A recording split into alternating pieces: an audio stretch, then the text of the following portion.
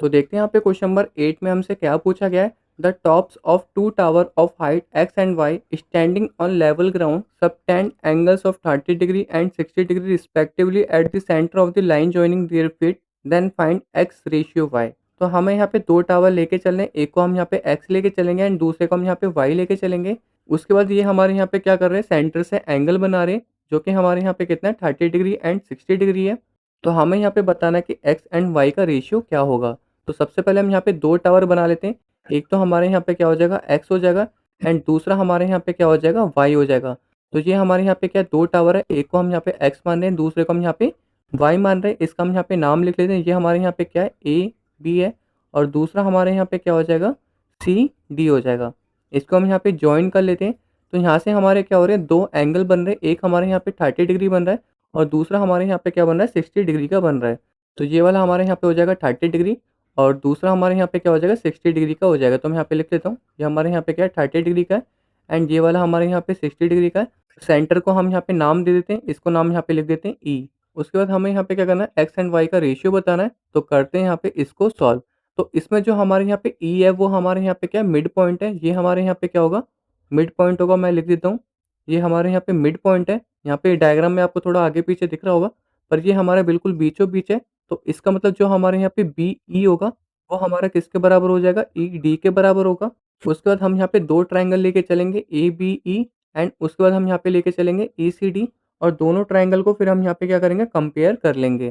तो सबसे पहले मैं यहाँ पे लिख लेता हूँ, in triangle A B E.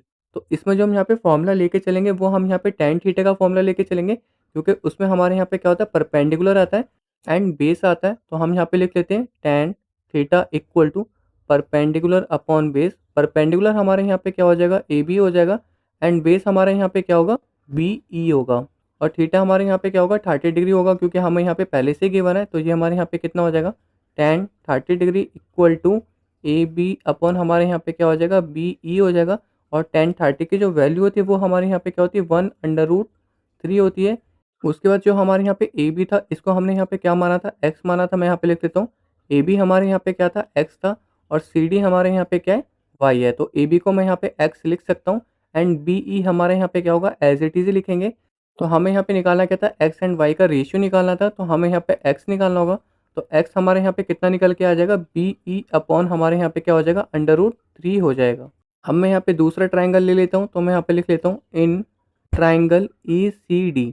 तो दूसरे ट्रायंगल में भी हमें यहाँ पे सेम फॉर्मूला लेके चलना है। तो हम यहाँ पे लिख लेते हैं टेन 60 डिग्री इक्वल टू, इसका फॉर्मूला हमारे यहाँ पे क्या हो जाएगा, C D upon E D हो जाएगा। और टेन 60 की वैल्यू हमारे यहाँ पे क्या होती है, √3 होती है। सी डी हमारे यहाँ पे क्या था, वाई था और ई डी को हम यहाँ पे एज इट इज लिखेंगे। तो वाई हमारे यहाँ पे कितना निकल के आ जाएगा, √3 ई डी निकल के आ जाएगा। और मैंने आपको क्वेश्चन में पहले ही बताया था, जो हमारे यहाँ पे ई डी है वो हमारा किसके बराबर होता है, बी ई के बराबर होगा, क्योंकि हमारा जो ई है वो हमारे यहाँ पे क्या था, मिड पॉइंट था। तो इसके जो यहाँ पे दोनों साइड होगी, B E and E D, वो हमारे यहाँ पे क्या होगी, इक्वल होगी।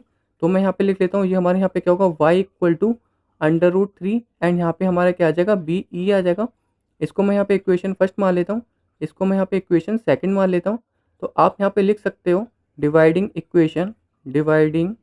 इक्वेशन फर्स्ट एंड सेकंड, दोनों को हम यहाँ पे डिवाइड कर लेंगे। तो यहाँ पे क्या होगा, X upon Y equal to B E upon यहाँ पे क्या होगा, √3 आ जाएगा एंड नीचे हमारे यहाँ पे क्या होगा, √3 बी ई एंड नीचे यहाँ पे कुछ नहीं था तो 1 ले सकते हैं। अब सबसे ऊपर वाला सबसे नीचे से मल्टीप्लाई होगा एंड बीच वाला बीच से होगा। तो यहाँ पे हमें साफ साफ दिख रहा है, बी बी से हमारे यहाँ पे क्या होगा, कैंसिल हो जाएगा और ये दोनों आपस में क्या होंगे, मल्टीप्लाई हो जाएंगे। तो ये हमारे यहाँ पे क्या हो जाएगा, X upon Y equal to 1 upon हमारे यहाँ पे कितना निकल के आ जाएगा, 3 निकल के आ जाएगा। या कह सकते हैं ये हमारे यहाँ पे 1:3 निकल के आ जाएगा। तो जो हमारे यहाँ पे एक्स रेशियो वाई निकल के आया वो हमारे यहाँ पे क्या निकल गया है, 1:3 निकल के आ गया। तो होप आपको इस क्वेश्चन का आंसर भी समझ में आ गया होगा। अब हम चलते हैं अपने नेक्स्ट क्वेश्चन की तरफ।